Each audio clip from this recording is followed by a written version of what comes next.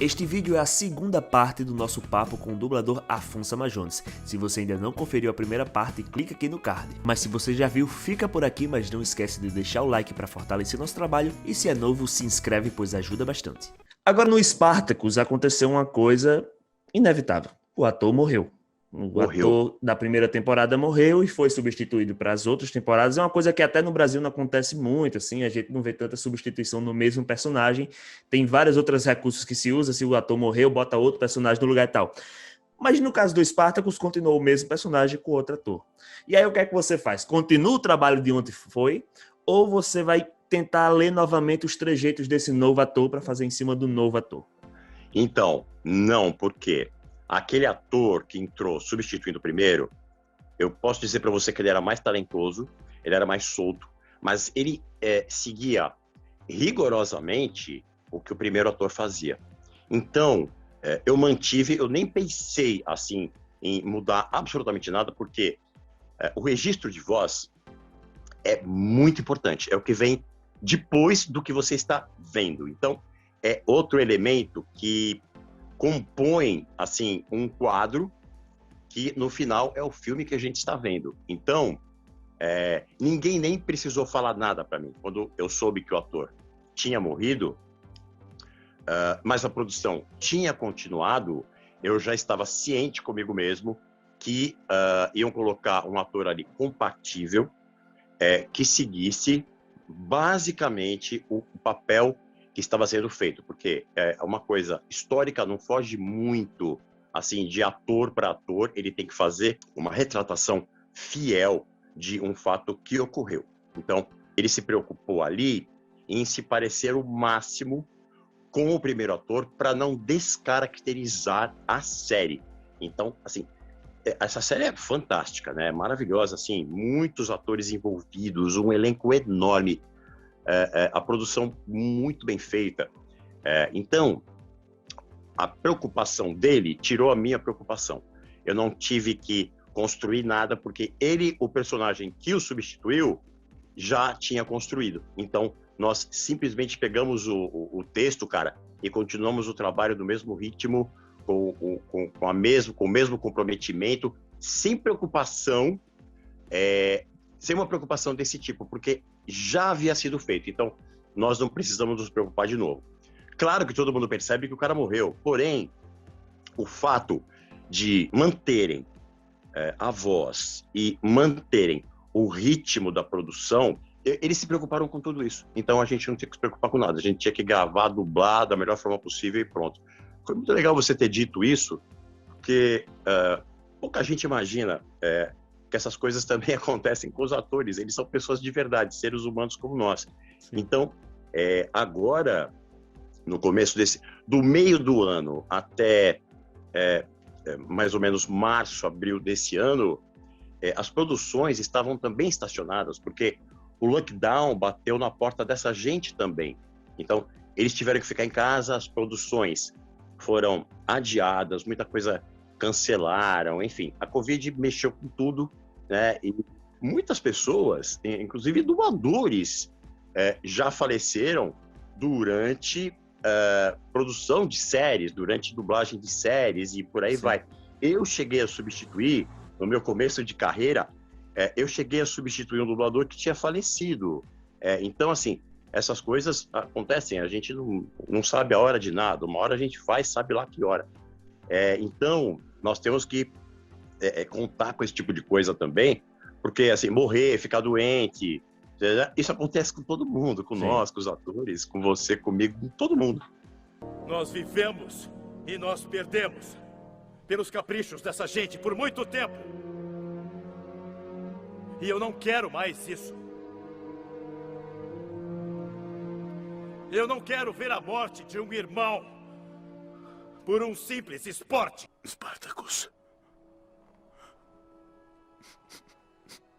Esse não é meu nome. E finalmente irei ouvi-lo de novo.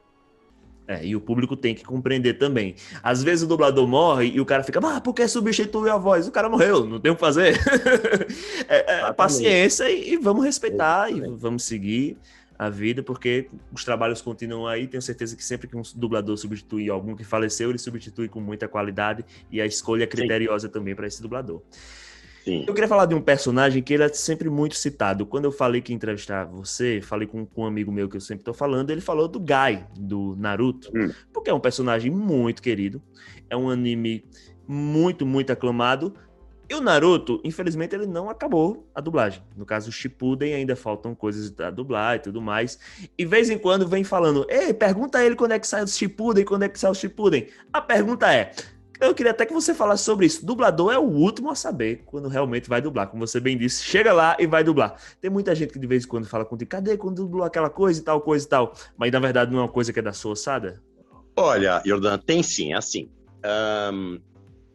Algumas séries, por exemplo, tem pessoas assim que os coordenadores artísticos com os quais eu trabalho, eu sei que eles acessam esses sites que, assim, diz assim, quando vai voltar a série, quem tá fazendo, que série vai ser lançada, tem N sites desse tipo, com os personagens e tudo mais, o que fulano tá fazendo, aí vem aquela coisa de... Bom, enfim, mas eu nunca acompanhei isso, sequer entrei num site desse, jamais.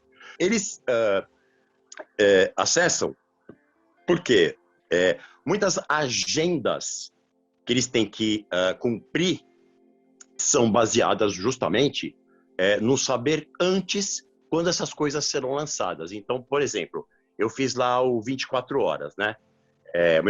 Meu personagem morre. O diretor, antes de chegar à próxima temporada, ele já sabia qual papel eu iria fazer, porque ele queria minha voz na série. Porém, meu personagem era forte e faleceu faleceu assim, o personagem morreu. E ele queria me colocar na série de novo. Então, por esses sites, ele já ficou sabendo que personagem eu ia fazer para poder agendar horários comigo. Então, eu não sei se isso responde a sua pergunta, mas o Guy, por exemplo, é um personagem que eu gostei muito de fazer. Porém, a gente não soube nada da série. Alerta, se não quiser tomar spoiler de Naruto, pule 10 segundos. Eu sei que ele morre, pra quem não estava sabendo agora, sinto muito, ele morre. Mas nós não fizemos esse episódio, nós fizemos coisa de 3, 4 anos de série. E aí, vale a pena dizer uma coisa pra você. O público que está assistindo Naruto, ele tem uma faixa etária, eles não assistem uma coisa mais adulta, eles não assistem... Não, eles têm aquela faixa etária específica. Quando eles começam a assistir, e eles vão assistindo a série toda, quando essa série chegar, quando ele já assistiu mais ou menos uns 3 anos, já está na hora dele começar a assistir outra coisa. Então, essas séries, geralmente, começam de novo. Para que essa série possa pegar de novo aquele público de tal idade a tal idade. Então, muitas séries não seguem um padrão ortodoxo de exibi-la do começo, fielmente, todos os episódios até o fim. Não. Muita coisa é feita dependendo de uma demanda. Se aquele episódio, por exemplo, se aquela temporada vingou, se teve uma repercussão, vamos continuar pedindo. Se não, cara, tchau, acabou. Não deixe que nada e nem ninguém desvie você do caminho que traçou e continue nele até o final. Seja fiel a ele, Lee, me deixe orgulhoso. Faça tudo o que tem que fazer. Fará isso por mim, Lee. Alucard, por exemplo, que você citou, cara, um desenho fantástico, muito legal. Só que nós fizemos uma temporada. Eu não vou dizer que eu me frustrei, porque essas coisas não me frustram, mas eu queria ter feito mais, porque no decorrer da série, no decorrer do trabalho, o seu personagem cresce. Quando é uma série, o personagem... Às vezes eu queria fazer o primeiro episódio. Eu falo pro diretor, podemos fazer o primeiro episódio de novo? Porque você está aquecido já, você está, assim, já com o personagem integrado em você, não sei o quê. Muitas vezes eu pedi para fazer o começo da série. Tem coisas, até hoje, que eu falo que eu queria fazer os 5 primeiros episódios, porque você já está aquecido, você já está no ritmo do personagem, tarará. E muitas vezes é um pouco diferente do primeiro episódio. Então, quando eu estava aquecido com o Alucard, que eu falei assim, nossa, esse desenho é demais, parou. Você pergunta assim, pouca gente conhece, porque nós fizemos 1 ano só dessa série. Você vai assistir ela legendado. É um desenho muito bem elaborado. Ele era um vilão bonzinho, porque ele matava aqueles caras que não prestavam, mas quando ele tirava aquele revólver, cara, com o cano de 2 metros, cara, aquilo era o máximo. E eu elaborei uma voz para ele que eu nunca tinha feito. Então, assim, eu digo que esse personagem na 2ª, 3ª temporada está muito melhor, porém, não fizemos. Então, isso acontece, e eu te falo assim, cara, sem sombra de dúvida, isso acontece pela demanda e pela repercussão que as produções têm. Se não tiver, velho, não vão passar, você pode esquecer. É chato isso, mas é a realidade, é assim que funciona. Eu acho que no caso do Naruto é muito mais porque a pessoa ficou ansiosa, os fãs ficaram ansiosos e já foram vendo o japonês antes de sair do dublado e tudo mais. Então talvez não fizesse tanto sentido. Mas a gente torce para que volte, que seja dublado. O pessoal sempre gosta muito. Eu não posso entrevistar um cara do Naruto que sempre perguntam isso. E o Shippuden, já fiz live que a galera perguntou muito. Mas é isso, coisas que acontecem. Não tem o menor amor próprio. Não é um vampiro, é um safado sem vergonha. Você mal sabe quem é! E quanto a mim, eu tenho minhas razões para servir meu mestre humano, mas isso não é história para um lixo como você. Me diz uma coisa, tua voz já foi reconhecida na rua? É você que faz tal, já teve isso? Uma vez, um cara que trabalhava um cara que tinha uma locadora de... Imagina, essa época... não tinha internet, eu acho, essa época, hein? Ele trabalhava numa locadora de vídeo fita. VHS. VHS. E eu vivia indo lá porque eu assistia umas coisas que eu fazia. Então, nessa época, tinha lá, eles lançavam tudo que a gente fazia, tal, tinha o home video, e eu procurava esses títulos. E eu não sei se realmente chutou e descobriu, ou se ele tinha já uma referência, porque ele sabia meu nome, eu tinha uma ficha lá. É que nessa época, eu digo para você, não tinha internet. Hoje em dia, você põe meu nome no Google, o Google sabe mais da minha vida do que eu. Sim. Você entendeu? Então, naquela época, não tinha muita referência. Tinha os créditos já no final dos filmes, que a gente sempre exigiu isso. Alguns, até hoje ainda não tem, mas isso foi sempre uma reivindicação da nossa categoria, que tivessem sim os créditos, porque nós estamos sim contribuindo com a obra, e eu adoro, assim, quando eu vejo o Samurai X, por exemplo, vem todos os países que foi exibido e os nomes de todos os dubladores. Então eu não sei se ele teve essa referência, cara, mas foi uma pessoa. Por isso que eu digo para você, nós somos famosos anônimos. Por exemplo, eu entrava na padaria, quando eu morava em São Paulo, eu entrava na padaria para comprar um pão à tarde, e na sessão da tarde estava passando o filme que eu tinha dublado. Então eu estava pedindo, moça, por favor, 5 pães, e o cara estava falando com a mesma voz da televisão, cara. Já rolou essas coincidências. Já rolou assim de eu estar em outros lugares também, de as pessoas estarem falando comigo na mesa, e na televisão alta estava rolando minha voz, e as pessoas não fizeram essa associação. Você entende? Então, existe porque é o que eu te falei, as pessoas só vão lembrar de dublador quando elas conhecem um. Então, assim, tem um menino aqui na rua, gente finíssima. Eu tô aqui há mais de 6 meses e agora que ele descobriu que ele tem 12 anos, eu faço todos os desenhos que ele assiste desde criança. Então o moleque ficou louco, cara, louco, pirou. Eu tirei foto com ele, falei de todos os trabalhos, assim, tarará. Ele não tem uma coisa assim, não é nada pegajosa, é uma pessoa que admira mesmo o trabalho do dublador. E no fim, eu faço aquela reflexão, que as pessoas, quando me conhecem, mais ou menos ela conheceu o personagem, porque nós damos vida àqueles personagens. Então, tem uma coisa muito forte que fica na gente, que nós levamos, que é essa alma dos personagens. Então, os desenhos que ele assistiu, fui eu que fiz. Não tem essa de... Você entendeu? Ele está me ouvindo, eu dei vida àquele personagem, então ele associa muito essa coisa com... Eu estou falando com ele, eu estou falando com o personagem. É muito louco isso. Eu sempre falo, inclusive, que o dublador ele é o contato com a parte real do personagem, porque de fato é a pessoa que está lá falando. Então, assim, principalmente nos desenhos, porque diferente dos filmes, tem um ator lá que você tá botando a voz lá, mas nos desenhos você literalmente é o personagem, não tem pra onde correr.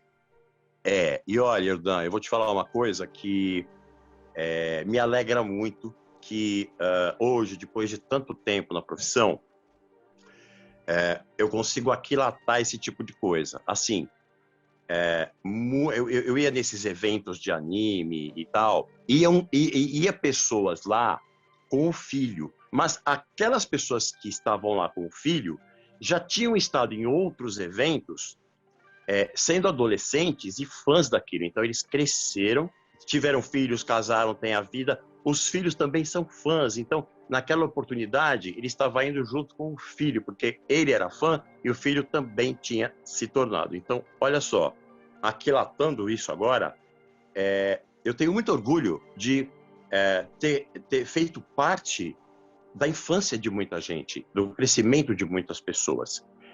Então, hoje, as pessoas que eu encontro, hoje em dia é difícil eu fazer um desenho, mas as pessoas que comentam comigo de desenhos, de produções que eu fiz, quando elas eram adolescentes, crianças, cara, eu acho isso demais. Eu tive a chance de crescer, passar uma mensagem ou alguma coisa durante o crescimento, a formação daquela pessoa. Então, hoje eu avalio isso assim, de uma forma extremamente positiva. Eu realmente vesti a camisa, mas não foi em vão. Eu participei da vida de muita gente que hoje eu tenho, assim, pouco contato, mas eu tenho fãs, me escrevem e tudo mais, e eu vejo que há essa gratidão, há esse reconhecimento de que ela cresceu ouvindo minha voz. Cara, eu acho isso fantástico, eu acho isso demais. Um beijo a todos os ouvintes e a todas as pessoas que estão assistindo e até as que vão assistir, porque eu amo, meu trabalho é para vocês.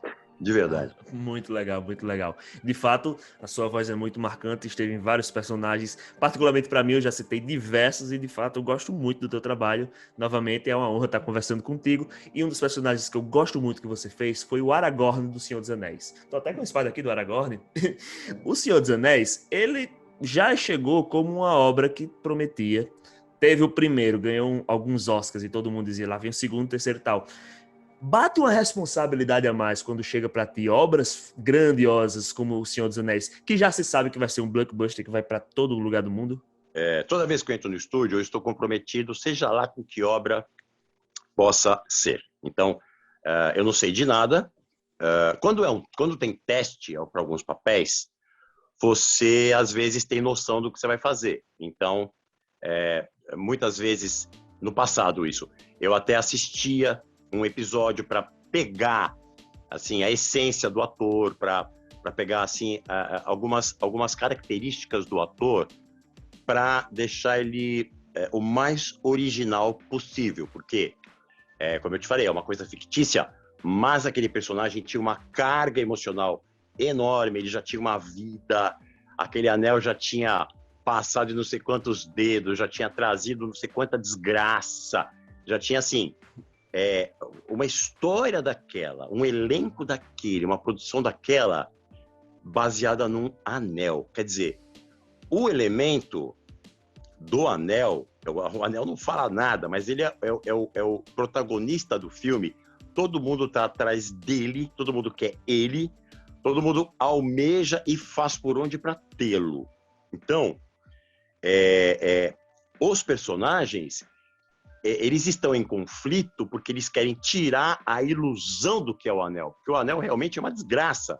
Ele tem que ser queimado naquele poço lá, que é aquele final... Enfim, aquele final que os caras caem na lava, junto com a... Enfim, só tinha desgraça. Porém, naquela época, e a gente pode fazer até uma analogia a hoje em dia, o poder é uma coisa que as pessoas buscam de alguma maneira, não é? O poder, seja lá qual for. Ter poder pode ser ter dinheiro, ter uma casa bonita, um carrão, uma série de coisas. As pessoas têm muita ilusão quanto ao que é ter poder. O poder está lá em cima. O poder de ter nos colocado aqui para viver, para estarmos vivos, isso sim, para mim, isso eu considero poder. Fora isso, são poderes humanos, são poderes assim que cada um pensa qual é o seu e bola para frente, eu vou tocar para conseguir esse poder. O Aragorn é um cara, um personagem extremamente forte, com suas convicções irrefutáveis, com a sua razão, com a sua convicção de que aquilo deveria ser feito, não importa por onde. Então, ele tinha uma missão traçada desde o primeiro episódio até o dia que acabou. Ele era um rei, que no fim ele ia tomar o trono dele, mas o compromisso dele era destruir aquele negócio, aquele artefato. Então, toda a história, todos os personagens giram, as guerras, os conflitos, tudo gira em torno do anel. Não existe um vilão. O vilão é o anel, propriamente dito. E tudo se faz, aquelas guerras todas, aquelas hordas, né, por causa do anel. Quer dizer, e ele tinha um compromisso muito forte. Então, cara, assim, você viu até que no filme tinha uns trechos que eles falavam em élfico. Sim.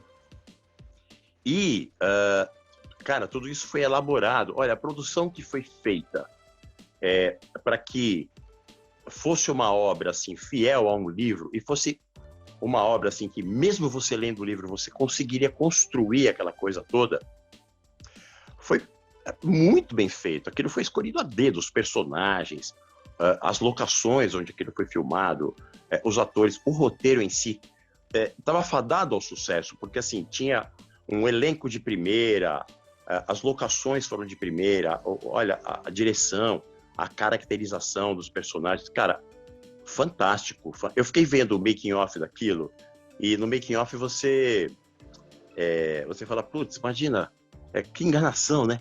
E é muito louco o que eles usaram, cara, de elementos, de tecnologia e tudo mais, para poder ter tudo aquilo, porque na época não tínhamos muitos recursos como temos hoje. Não tinha, por exemplo, CGI. Então, muita coisa teve que ser criada fora e aquelas imagens tiveram que ser inseridas. Foi uma arte realmente que fizeram ali. E eu acho uma produção assim, cara, fantástica. Eu assisti uma vez cada filme. Foi primorosa a dublagem que foi feita, primorosa. Nós seguimos assim todas as especificações, inclusive o élfico, cara. Nós tivemos que falar aquelas falas todas em élfico. Tinha legenda, imagina, alguém ia falar, pô, eu falo élfico, esse cara não tá falando isso. Quer dizer, nós tivemos que elaborar tudo isso e eu acredito que o trabalho continuou depois da produção do filme, porque a dublagem também foi muito trabalhosa, muito trabalhosa. Nós tínhamos que ser, assim, extremamente fiéis às histórias de vida dos personagens. Então, como eu te falei, eles traziam uma carga que precisava ser presente o tempo todo. Apesar das pessoas não terem contato com aquilo, nós tínhamos que trazer aquilo a todo momento, essa carga emocional da história dos personagens, né? Então, o cara deu um trabalho tremendo, mas foi um trabalho, uma repercussão enorme. Até hoje, todo mundo que assistiu lembra do Aragorn, lembra dos outros personagens. Mas é que o Aragorn é meio marcante, né? Sim, ele claro. É um cara carismático, ele é um guerreiro, assim, daqueles porreta, mas ele é um cara extremamente carismático, ele conquista mesmo as pessoas. E pela repercussão que teve, pelo retorno, eu acho que eu consegui chegar nesse personagem e eu consegui ser fiel à carga emocional que ele trazia. Foi uma produção muito legal, cara. Me orgulho muito de ter feito. Uma hora de lobos e escudos despedaçados, quando a Era dos Homens for destruída.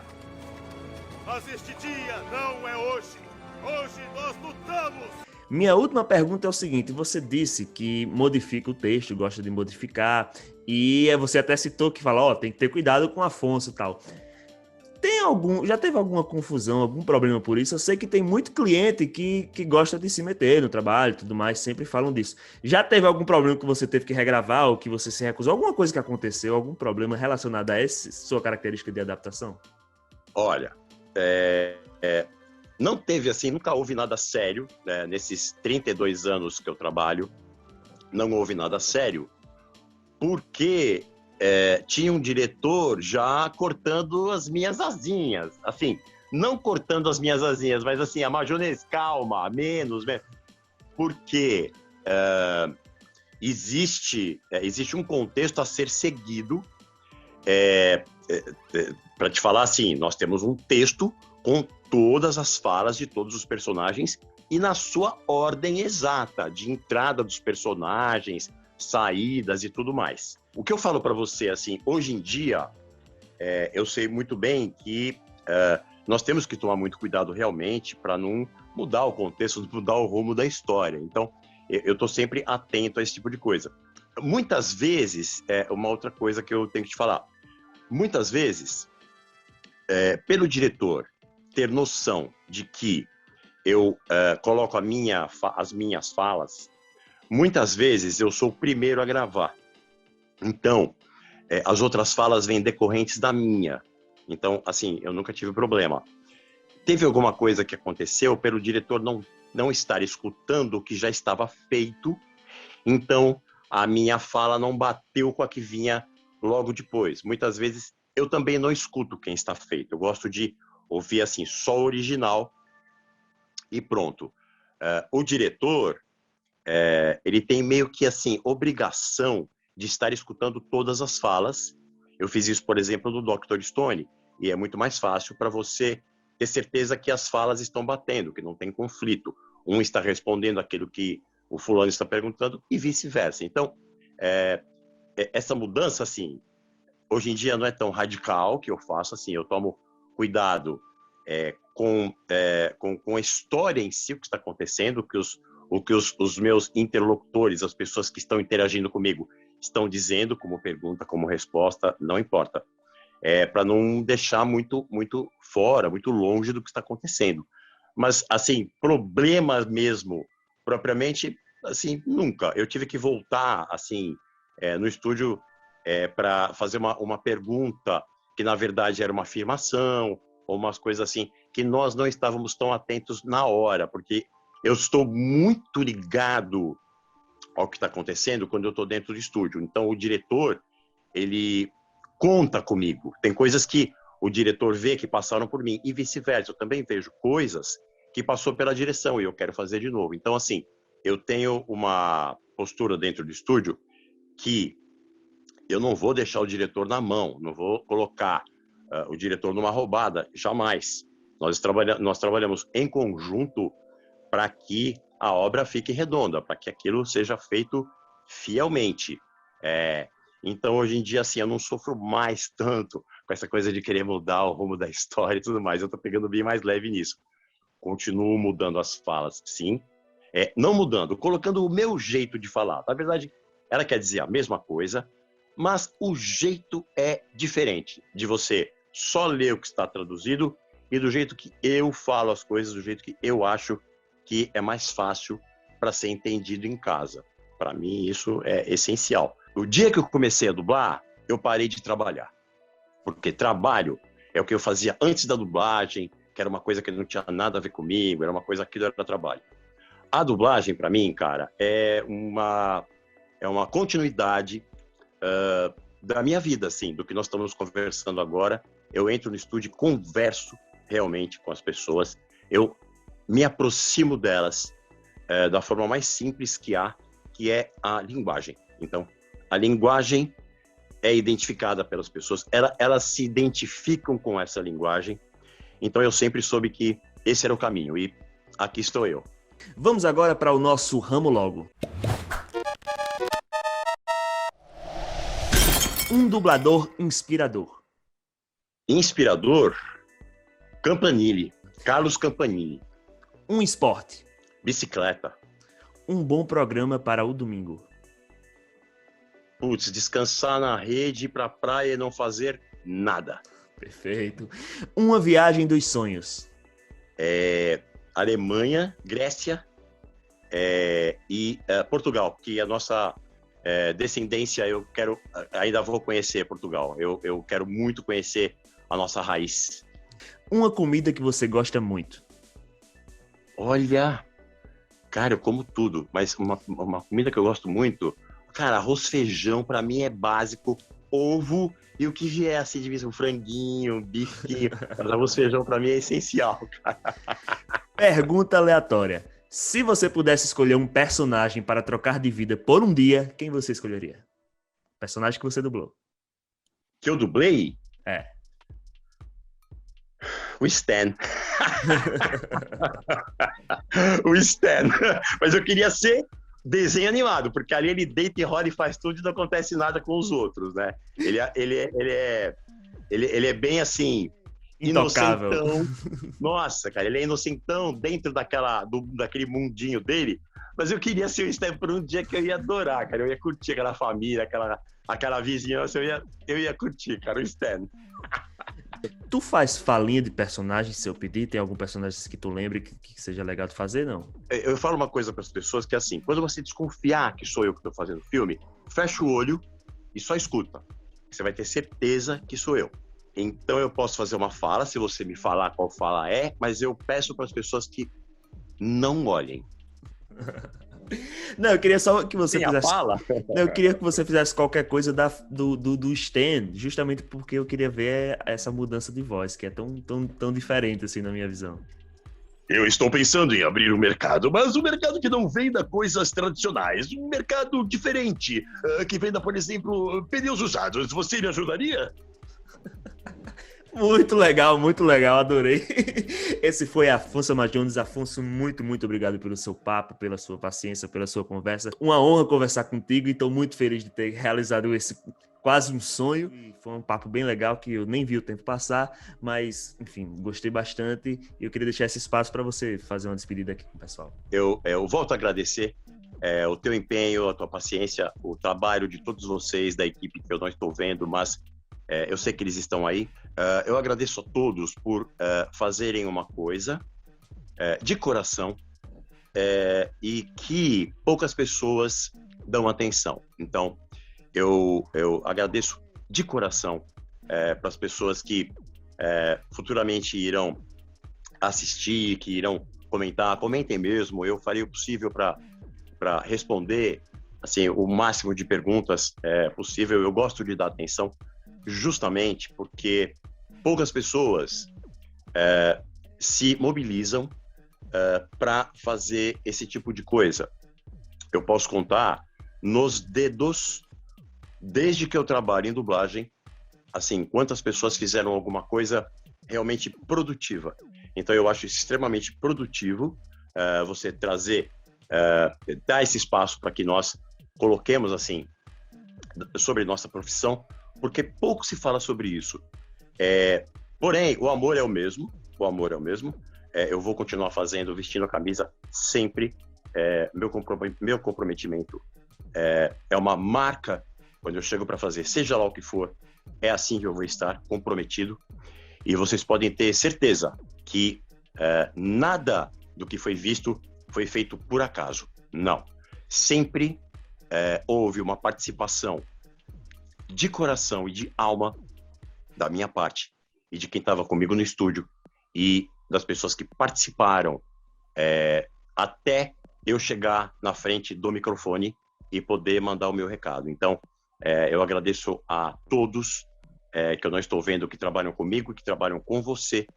Eu agradeço a todos que assistem produções dubladas, que valorizem o nosso idioma, que é maravilhoso, nossa língua é linda de morrer.